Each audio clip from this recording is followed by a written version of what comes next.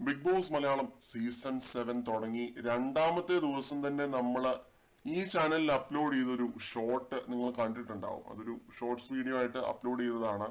അന്ന് വെറുതെ അപ്ലോഡ് ചെയ്തൊരു സംഭവമാണ്. അനീഷിനെ അനുമോള് പ്രപ്പോസ് ചെയ്തു, അങ്ങനെ ഒരു കാര്യം പറഞ്ഞിട്ടാണ് ഇട്ടിരുന്നത്.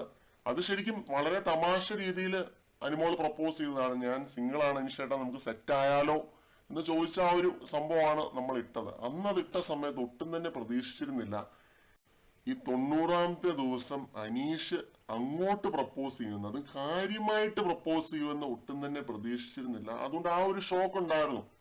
എന്നിരുന്നാലും ഉണ്ടല്ലോ, ഇത് ലോകത്തെങ്ങും നടക്കാത്ത ഒരു സംഭവമൊന്നുമല്ല. വിവാഹമോചിതനായി സിംഗിളായിട്ട് കഴിഞ്ഞ ഒരു വ്യക്തിയാണ് അനീഷ്. അത് അനുമോൾക്ക് എല്ലാ കാര്യങ്ങളും അറിയാം. അനീഷിന്റെ ജീവിതത്തെ പറ്റിയും അനീഷ് 2 കൊല്ലമായിട്ട് എങ്ങനെയാണ് ജീവിച്ചുകൊണ്ടിരുന്നതെന്നും എല്ലാ കാര്യങ്ങളും അനുമോൾക്ക് വ്യക്തമായിട്ട് അറിയാം. അനീഷ് ബോധിപ്പിച്ചിട്ടുണ്ട്.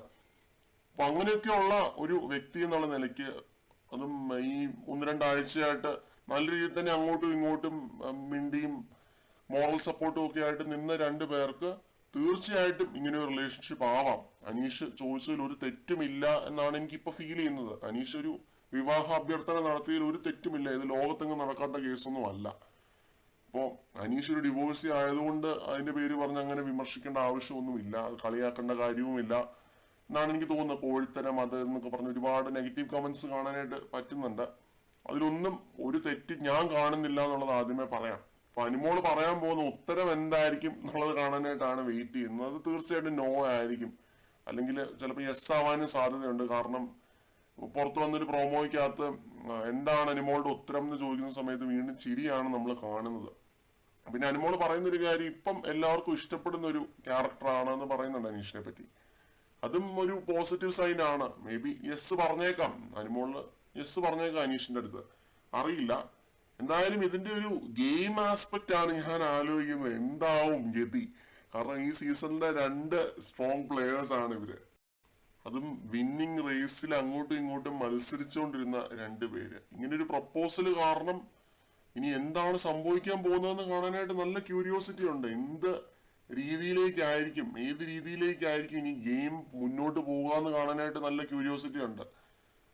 ഇനി 2 പേരുടെയും വോട്ട് മറിഞ്ഞ് സീസൺ 1 നമ്മുടെ സാബുവണ്ണം വിജയിച്ചതുപോലെ ഷാനവാസ് വല്ലോ വിജയിക്കുവോ, അങ്ങനെയുള്ള തോട്ട്സിലേക്കൊക്കെ ഞാൻ കടന്നിരിക്കുകയാണ് കേട്ടോ. സത്യമായിട്ടും അറിയില്ല ഏത് രീതിയിലേക്കാണ് ഇത് വരാൻ പോകുന്നത്, പോർട്രേ ആവാൻ പോകുന്നത് എന്നുള്ളത്. എന്തായാലും അനീഷ് പ്രപ്പോസ് ചെയ്തത് അത് സത്യമായിട്ടുള്ള ഒരു കാര്യമാണ്, സത്യസന്ധമായ കാര്യം തന്നെയാണ്. പ്രാങ്കും തമാശയൊന്നുമായിട്ട് എനിക്ക് ഫീൽ ചെയ്യുന്നില്ല. ഇത് വളരെ നോർമൽ ആയിട്ടുള്ള ഒരു കാര്യമാണ്, നോർമലൈസ് ചെയ്യപ്പെടേണ്ട ഒരു കാര്യമാണ്. എന്തുകൊണ്ടാണ് ആളുകൾ വിമർശിക്കുന്നതെന്നും അറിയില്ല. വെറുതെ അനീഷ് ആയതുകൊണ്ട് വിമർശിക്കുന്നവരുണ്ടെന്നാണ് തോന്നുന്നത്. അങ്ങനെയൊന്നും വിമർശിക്കേണ്ട ആവശ്യമില്ല. ഇത് ലോകത്തെങ്ങും നടക്കാത്ത കേസൊന്നും അല്ല. പ്രപ്പോസ് ചെയ്തു, യെസ് ഓർ നോ, അത്രേ ഉള്ളൂ കാര്യം. അത് പറഞ്ഞപ്പോഴാണ് ഏഷ്യനെറ്റിന്റെ ഇൻസ്റ്റഗ്രാം പേജില് മുമ്പ് വന്ന പ്രോമോയുടെ തന്നെ ഒരു റീൽ വേർഷൻ പുറത്തിറങ്ങിയിട്ടുണ്ട്. അതിനകത്ത് ലാലേട്ടന്റെ വന്ദനം സിനിമയിലെ സ്റ്റിൽ ഐ ലവ് യു ആ ഒരു ക്ലിപ്പിംഗ് ഒക്കെ ഇട്ടിട്ടുണ്ട്. പിന്നെ അതേപോലെ അനുമോൾ ഇങ്ങനെ കണ്ണ് ചിമ്മി കാണിക്കുന്നതായിട്ടൊക്കെ പ്രോമോയ്ക്ക് അത് കാണിക്കുന്നുണ്ട്. അത് കണ്ണ് ചിമ്മി കാണിക്കുന്നത് അനീഷിന്റെ ഈ ചോദ്യത്തിനാണ്.